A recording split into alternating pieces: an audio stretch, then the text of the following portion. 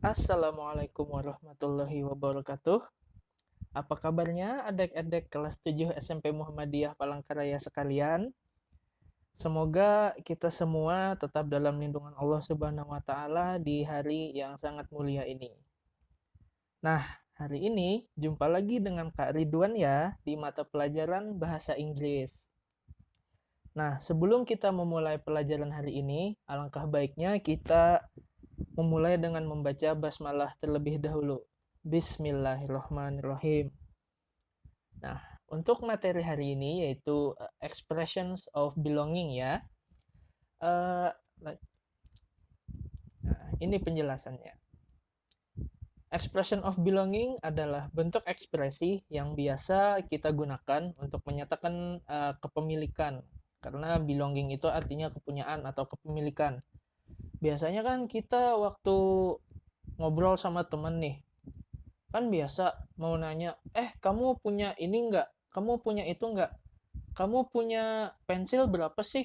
Kamu punya kucing berapa di rumah? Nah, itu ada ekspresinya dalam bahasa Inggris, yaitu expressions of belonging.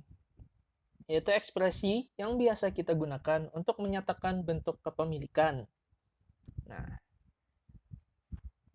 yang pertama yaitu yang bentuk pertama dari expressions of belonging adalah menanyakan kepemilikan suatu barang.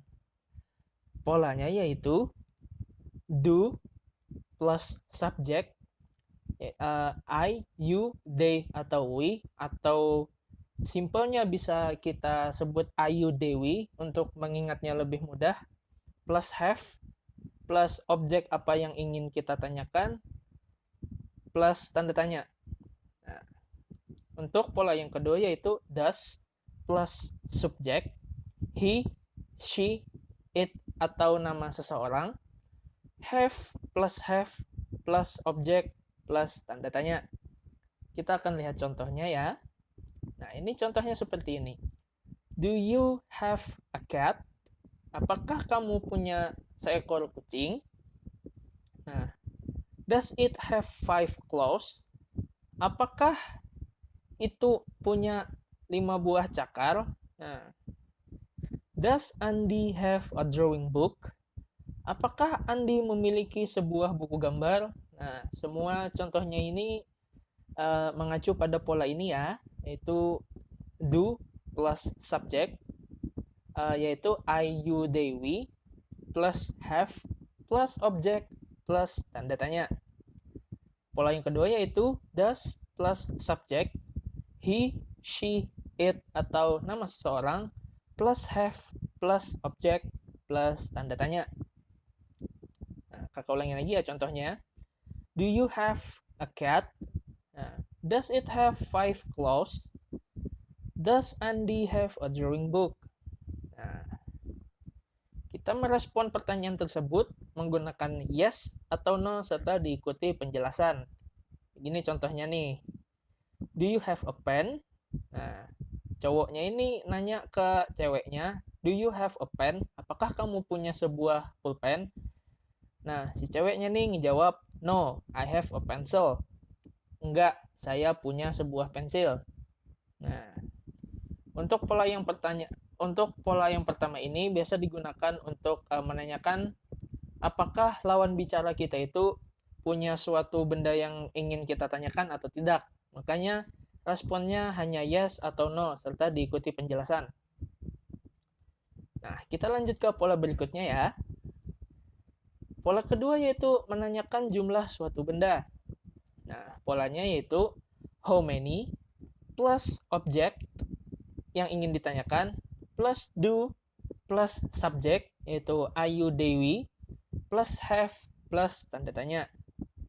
Pola yang kedua yaitu how many plus object yang ingin ditanyakan plus does plus subject he, she, it atau nama seseorang plus have plus tanda tanya. Nah, kita lihat contohnya ya. Nah, ini contohnya. How many toys do you have? Berapa banyak mainan yang kamu punya? Nah, yang kedua yaitu how many breads does Andy have?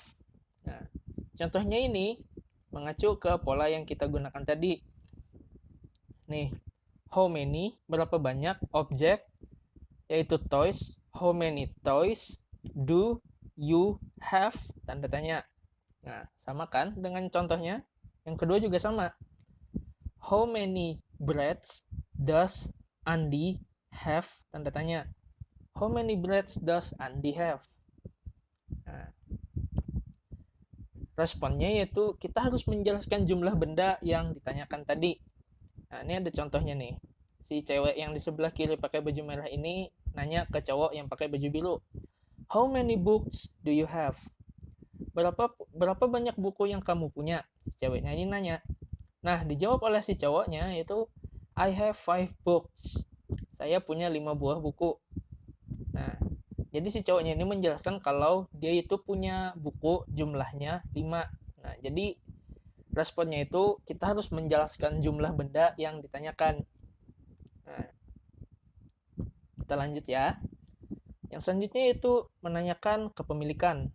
Nah, polanya yaitu what do plus subject, yaitu Ayu Dewi, plus have plus tanda tanya.